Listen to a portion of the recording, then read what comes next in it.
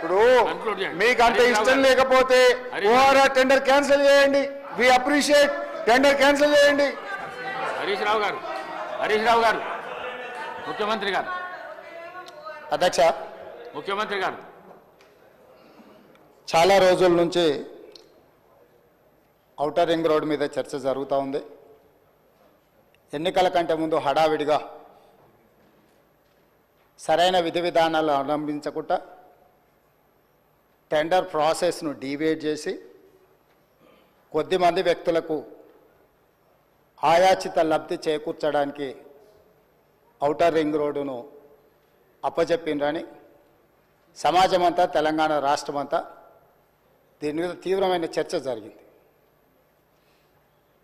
ఆనాడు Congress party doctor YS Rajasekhara Reddy గారు ముఖ్యమంత్రిగా ఉన్నప్పుడు అంతర్జాతీయ ఎయిర్పోర్ట్తో పాటు ఔటర్ రింగ్ రోడ్డును జైకా నుంచి నిధులను తీసుకొచ్చి ఒక అద్భుతమైన మణిహారాన్ని తెలంగాణ రాష్ట్రానికి, అంటే హైదరాబాద్ నగరం అంతర్జాతీయ నగరంగా, విశ్వనగరంగా రాణించడానికి ఈ రెండు ప్రధానమైన కారణం.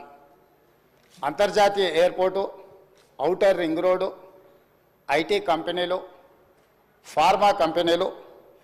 ఈ తెలంగాణ రాష్ట్ర ఆదాయంలో 60-65% ఈరోజు మన బడ్జెట్లో వస్తుంది అని అంటే ఆనాడు కాంగ్రెస్ పార్టీ తీసుకున్న నిర్ణయాల వల్ల ఈరోజు ఈ రాష్ట్ర ఆదాయం అత్యధికంగా పెరిగింది.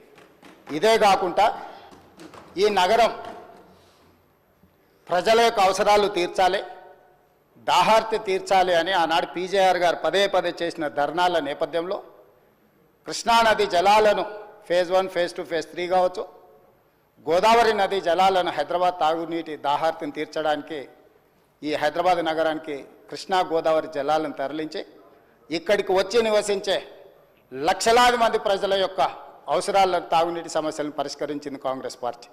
ఇదే కాకుండా ప్రపంచ నగరంతో పాటు పోటీ పడాలి అని అంటే, ఈ దేశంలోనే అద్భుతమైన నగరంగా హైదరాబాద్ నగరం రాణించాలి అని అంటే మెట్రో రైలు ఉండాలి, మెట్రో అంతర్జాతీయ ప్రమాణాలతో ఉండాలి అని ఆనాడు పబ్లిక్ ప్రైవేట్ పార్ట్నర్షిప్లో ఈ నగరానికి మెట్రో రైలును తీసుకొచ్చి ఈ నగరాన్ని ప్రపంచ చిత్రపటంలో కాంగ్రెస్ పార్టీ పెట్టింది.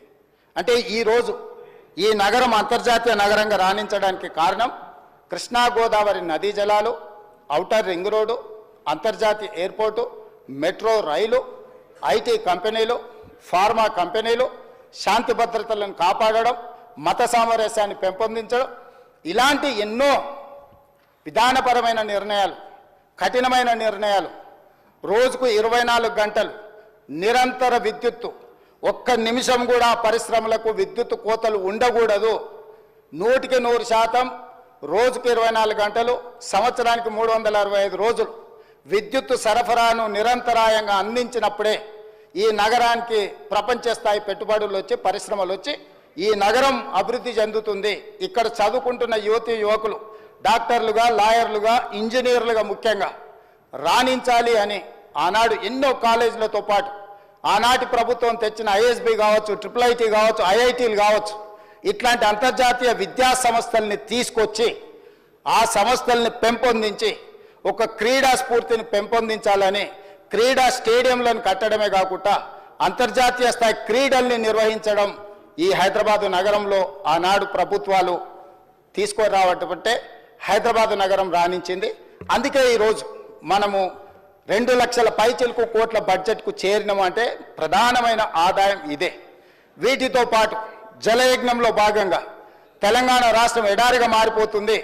ఈ రాష్ట్రంలో సాగునీటిని మొత్తం ప్రతి ఎకరాకు అందించాలన్న ఒక లక్ష్యంతో జలయజ్ఞంలో భాగంగా కల్వకుర్తి కావచ్చు, భీమా కావచ్చు, నెట్టంపాడు కావచ్చు, కోయిల్ సాగర్ కావచ్చు, జూరాల పునరుద్ధరణ కావచ్చు, లేకపోతే RDS ప్రాజెక్టులు కావచ్చు, లేకపోతే శ్రీరామ్ సాగర్ కావచ్చు, శ్రీపాద ఎల్లంపల్లి కావచ్చు, ప్రాణహిత చేవెళ్ళ కావచ్చు, తుమ్మిడిహెట్టి దగ్గర ప్రాజెక్టు నిర్మించడం ద్వారా 38,000 కోట్ల రూపాయలతోని 16 లక్షల ఎకరాలకు నీళ్లు అందించాలి. చేవెళ్ళ ఎక్కడ ఆదిలాబాద్లో తుమ్మిడిహెట్టిలో మొదలుపెట్టిన గోదావరి జలాలను చేవెళ్ళ వరకు వికారాబాద్, తాండూరు, నా నియోజకవర్గం, మీ నియోజకవర్గమైన కొడంగల్, మన వికారాబాద్ వరకు తరలించాలని చేవెళ్ళ దగ్గర దాదాపుగా 1,000 కోట్ల రూపాయలు ఖర్చు పెట్టి ప్రాజెక్టులను చేపట్టారు. ఆనాడు మనతో పాటు ధర్నాల పాల్గొన్న వాళ్ళు దురదృష్టవశాత్తు అటుపోయినా చేవెళ్ల ప్రాంతానికి, వికారాబాద్ ప్రాంతానికి, తాండూరుకు, కొడంగల్కు నీళ్లు తేవాలని ఆలోచన కూడా చేయలేదు. ఈ నేపథ్యంలో అద్భుతమైన నగరంగా తీర్చిదిద్ది ఔటర్ రింగ్ రోడ్డుని మనం అప్పు తెచ్చి మొత్తం పూర్తి Hyderabad growth corridor limited HgCl నేతృత్వంలో ఈ అద్భుతమైన ఆస్తిని, వేల లక్షల కోట్ల రూపాయల విలువైన ఆస్తిని 6,500 కోట్ల రూపాయల అప్పు తీసుకొచ్చి నిర్మించి అప్పు పూర్తి చేసి డెట్ ఫ్రీ చేసినాం అధ్యక్ష.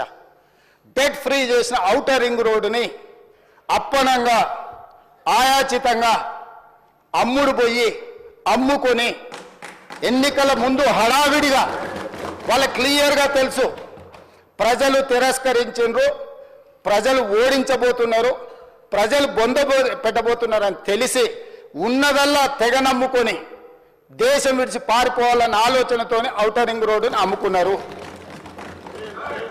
అయితే ఈరోజు మాజీ ఆర్థిక శాఖ మంత్రి, ఎందుకంటే వారు ఆర్థిక శాఖ మంత్రిగా ఉన్నప్పుడే అది అమ్మిండ్రు, ఈరోజు వారే డిమాండ్ చేసిండ్రు ఈ ఔటర్ రింగ్ రోడ్ అమ్మకం మీద మీరు విచారణ ఇయ్యండి అని. నేను మనస్ఫూర్తిగా వారు మనస్ఫూర్తిగా విచారణకి ఏదైతే అడిగినరో వెనకాల వారు కూడా చదువు వచ్చినా రాకపోయినా వారు కూడా వారికి మద్దతు పలికినందుకు వారిద్దరి కోరిక మేరకు స్పెషల్ ఇన్వెస్టిగేటింగ్ టీంను నిర్వహించి ప్రధాన ప్రతిపక్షం కోరిక మేరకు ఔటర్ రింగ్ రోడ్డు టెండర్కు సంబంధించి ప్రైవేటు సంస్థలకు కట్టబెట్టిన విధానాల మీద ఈ సభ ద్వారా ఈ సభ్యులందరి ఆమోదంతో విచారణకు నేను ఆదేశిస్తున్నా. తమరి విచారణకు అనుమతి ఇవ్వాల్సిందిగా విచారణకు సంబంధించిన విధి విధానాలు స్పష్టంగా తెలంగాణ రాష్ట్ర ప్రజలకు నేను హరీష్ రావు గారి కోరిక మేరకు ఔటర్ రింగ్ రోడ్డు టెండర్ విషయంలో పూర్తి స్థాయి విచారణకు ఆదేశిస్తున్నాను. విధి విధానాలను మంత్రివర్గంలో చర్చించి మంత్రివర్గ సహచరుల సూచన మేరకు మంత్రివర్గం యొక్క తీర్మానం మేరకు ఔటర్ రింగ్ రోడ్డు టెండర్ మీద విచారణకు ఆదేశిస్తున్నాం అధ్యక్ష.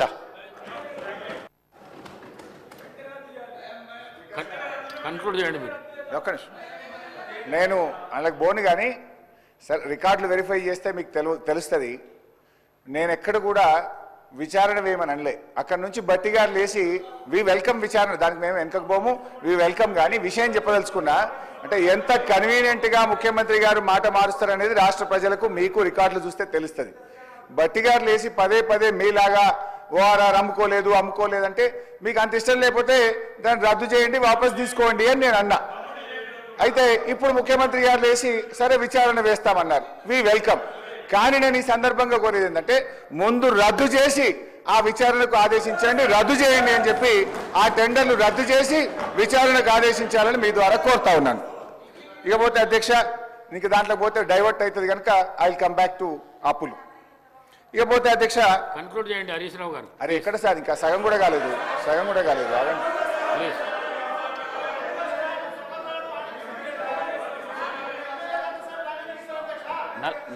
నలభై నిమిషాలు మాట్లాడండి మీరు.